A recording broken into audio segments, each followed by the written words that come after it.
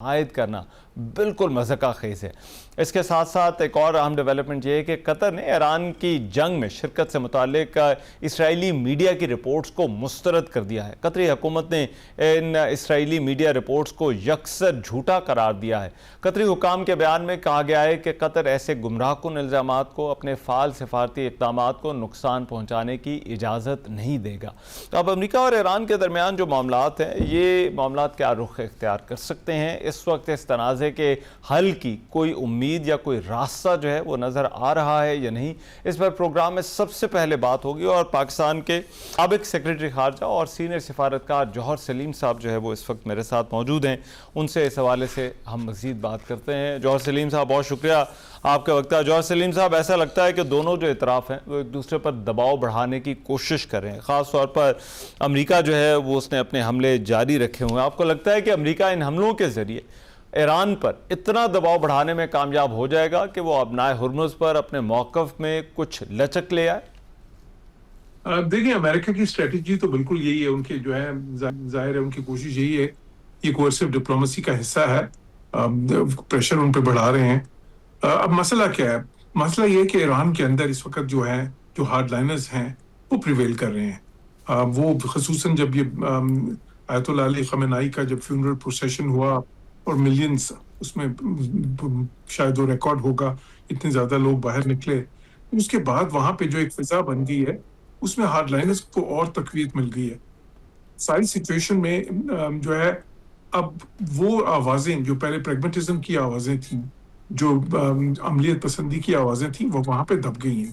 تو اس لیے میں سمجھتا ہوں کہ ان کا وہ جو تھریشولڈ ہے کہ جہاں پہ ان کو لگے کہ یہ نقصان بہت زیادہ ہو رہا ہے ہمارا، وہ بہت بڑھ گیا ہے اس وقت ایران کا۔ تو امریکہ کی اسٹریٹجی تو یہی ہے، ان کی کوشش جو ہے، میں تو سمجھتا ہوں اس کے 3 پہلو ہیں۔ ایک تو یہ ہے کہ ان کو مجبور کیا جائے مذاکرات پہ آنے کے لیے، دوسرا یہ کہ ان کی کیپیسٹی بھی ڈاؤن گریڈ کی جائے، مزید ڈی گریڈ کی جائے، ان کی کیپیسٹی جو ہے وہاں پہ ہٹ کرنے کی جو شپس کو، وہ کوئی اتنا آسان نہیں ہوگا، کیونکہ اس میں جتنا بھی ڈی گریڈ کر دیں، وہ زمین دوز وہاں پہ میزل سائٹس ہیں، زمین دوز انہوں نے پھر وہ ڈرون سائٹس بھی رکھی ہوئی ہیں، وہ سارے انہوں نے اسٹوریج کیپیسٹی ان کے پاس اتنی زیادہ ہے کہ وہ اس کو کافی عرصے تک سسٹین کر سکتے ہیں۔ پھر تیسری جو ہے وہ ایک سمبلزم بھی ہے اس میں، کہ ان کو صاف بتا رہے ہیں ایران کو کہ جی یہ ہم نہیں مانیں گے، اگر آپ سمجھتے ہیں کہ آپ کا کنٹرول ہو گیا ہے اپنے ہرمز پہ، تو وہ کنٹرول کنٹیسٹڈ ہے، وہ ہم کسی طرح سے بھی تسلیم نہیں کرتے۔ تو اب دیکھیے، ظاہر ہے کہ جو یہ اسٹریٹجی ہے ایونچولی تو وہ قیمت بڑھاتے جائیں گے ایران کے لیے۔ دوسری طرف ایران کی بھی ریٹیلیشن ہے، وہ ان کے لیے قیمت بڑھا رہے ہیں۔ وہ کیا کر رہے ہیں؟ وہ گلف کنٹریز پہ اٹیک کر رہے ہیں۔ اب دیکھیں، آج جو بامبنگ ہوئی ہے وہاں پہ، وہ تو اب ذرا پہلے سے اس کا جو لیول آف ایسکلیشن ہے ایک لیول اوپر چلا گیا ہے، بٹ اگر ایران نے بھی اسی طرح ریٹیلیٹ کیا، وہ بہت خطرناک ہوگا۔ اس سے کیا ہوگا کہ صرف یہ نہیں ہوگا کہ آپ نے ہرمز سے جو ٹریفک بند ہوئی ہے اس کی وجہ سے سپلائی ڈسرپشن ہوگی، بلکہ وہ کیپیسٹی کو بھی ڈیگریڈ کر سکتے ہیں جو تیل کی اور گیس کی ہے۔ جس طرح انہوں نے قطر میں کیا تھا، 16% کیپیسٹی جو ہے قطر کی 2 سال کے لیے مارکیٹ سے آف ہو گئی ہے، کیونکہ انہوں نے ڈیمیج کر دی تھی ان کی وہ گیس انسٹالیشن جو ان سی ہیں، تو وہ ایران کی کیپیسٹی ہے۔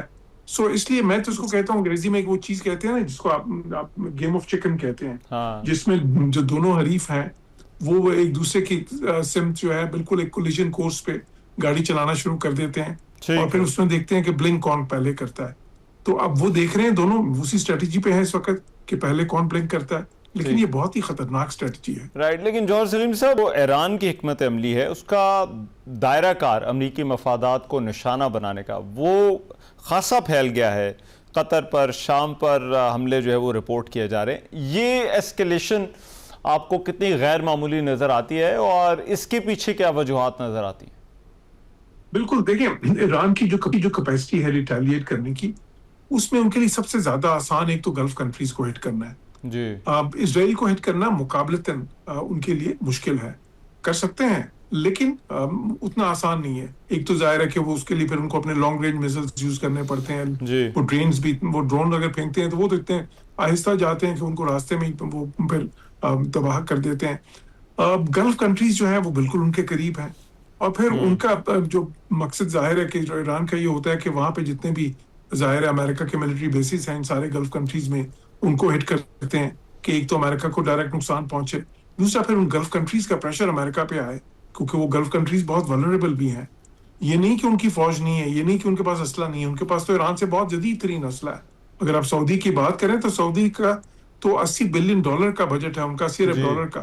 وہ ہمارے بجٹ سے کوئی سمجھ لیں 10 گنا زیادہ ہے, ایران کے بجٹ سے بھی کئی گنا زیادہ ہے. ان کے پاس جس طرح کا اسلحہ اس قسم کا ایران کے پاس نہیں ہے. لیکن ان کی ولنریبلٹی کیا ہے؟ ان کی ولنریبلٹی یہ ہے کہ ان کی جو آئل انسٹالیشنز ہیں وہ ظاہر اتنے بڑے نیٹ ایکسپورٹرز ہیں, ان کی گیس انسٹالیشنز ہیں, ان کی جو ڈی سیلینیشن پلانٹس ہیں, اور پھر وہ ان کا جو تھریش ہولڈ ہے پین لینے کا بہت وہ کم ہے ایران کی نسبت. وہاں پہ شہروں میں دیکھیں اسکائی اسکریپرز ہیں جس طرح کہ ایران میں نہیں ہے, تو ان کو ہٹ کرنا تو بہت آسان ہے ایران کے لیے. اور پھر ان کی جو اکانومی ہے وہ ایسی ہے کہ وہ کافی ملکوں کی وہاں پہ وہ ٹورزم پہ بیسڈ ہے, وہ ٹریڈ پہ بیسڈ ہے, وہ جو ہے نا انویسٹمنٹس کارپوریشن پہ بیسڈ ہے. تو ان کے لیے جو ہے جنگ و جدل بہت ہی زیادہ نقصان دہ ہے. ایران کی اکانومی تو دہائیوں سے جو ہے دنیا سے کٹی ہوئی ہے, ان کو تو کوئی فرق اتنا زیادہ نہیں پڑتا. وہ تو پہلے ہی جو ہے ایک جو ہے نا بہت زیادہ انڈیجنائز قسم کی اکانومی چلا رہے ہیں. لیکن ان گلف کنٹریز کو فرق پڑتا ہے, اور پھر وہاں پہ جو امریکن بیسز ہیں ظاہر ہے اس سے بھی پڑتا ہے. اسی لیے وہ دائرہ اس کا بڑھا رہے ہیں تاکہ اگر امریکہ ان پہ پریشر بڑھاتا ہے بگ ٹیگ جو ٹارگیٹس اٹیک کرنے سے, تو پھر وہ جو ہے نا اس کا دائرہ کار وہاں پہ بڑھا رہے ہیں جو ہے تاکہ امریکہ کے بھی اوپر بھی اتنا ہی پریشر آئے. ٹھیک ہے. اور یہ جو کچھ سلیم صاحب تجاویز آئی تھی کہ بوٹس آن گراؤنڈ والی آپشنز پر بھی غور کیا جا سکتا ہے, کچھ جزائر کو قبضے میں لیا جا سکتا ہے, دباؤ بڑھانے کے لیے اس طرح کے امکانات کو آپ کس طرح سے دیکھتے ہیں؟ دیکھیں جو بوٹس آن گراؤنڈ کی جب بات ہوتی ہے تو اس میں تھوڑا سا ایک کوالیفائی کرنے کی ضرورت ہے. بوٹس آن گراؤنڈ اگر کوئی یہ سمجھے کہ وہ ایک گراؤنڈ انویژن کر کے ایران پہ کوئی جس طرح انہوں نے عراق پہ کیا تھا یا افغانستان پہ کیا تھا یا ویتنام میں کیا تھا اس طرح کی کریں گے, تو اس طرح کا تو کوئی پلان ہی نہیں ہے. ہاں اسپیشل آپریشنز جس کو آپ کہہ سکتے ہیں, یہ لمیٹڈ جو ہے نا وہ جو انویژن ہے کہ جی ایک جزیرے پہ قبضہ کر لیں. مثال کے طور پہ خرق کا جزیرہ ہے, کیونکہ 90% ان کا جو ایکسپورٹ ہوتی ہے ان کی چیزیں خصوصاً جو تیل ہے وہ سارا وہاں سے ہوتا ہے, کیونکہ ان کا باقی کوسٹ لائن اس طرح کا نہیں ہے کہ وہاں پہ جہاز وہ بڑے بڑے آ سکیں. تو وہ ہو سکتا ہے اس سے زیادہ میرا خیال ہے, بلکہ میں سمجھتا ہوں کہ خرق پہ اگر وہ اٹیک کریں تو وہ ولنریبل بہت زیادہ ہوں گے, کیونکہ وہاں پہ کوئی اسٹرکچرز اس طرح کے نہیں بنے.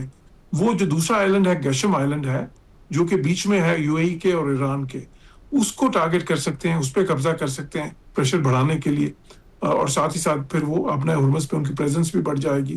تو اب یہ دیکھیں لیکن یہ ہائی رسک اسٹریٹجی ہے.